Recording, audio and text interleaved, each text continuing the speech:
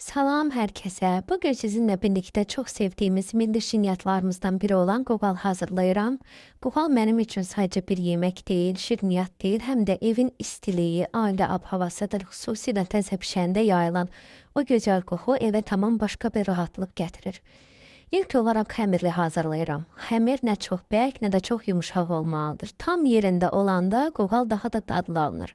Sonra xəmiri nazik-nazik açıb, qat-qat düzürəm ki, içi lay-lay olsun. İçlik hissəsi də çox önəmlidir. Ədviyyatların qarışığı qoğala özünə məxsus dad verir. Hər kəsin öz resepti var, amma əsas odur ki, sevgi ilə hazırlansın. Daha sonra qoğalları formaya salıb sobaya göndərirəm. Pişdikcə üstü qızarır, evi mis kimi qoxu bürüyür. Bu anı ən çox sevirəm. Sonda isə artıq hazır qoğallarımı görəcəksiniz. İsti-isti çayla birlikdə yeməyin ləzzəti bir başqa olur. Əgər siz də qoğal sevirsinizsə, videonu bəyənməyi və məni izləməyi unutmayın. Siz qoğalı necə hazırlayırsınız? Şərhlərdə yazın. Hər kəsə nuş olsun. Buyurun, izləyin.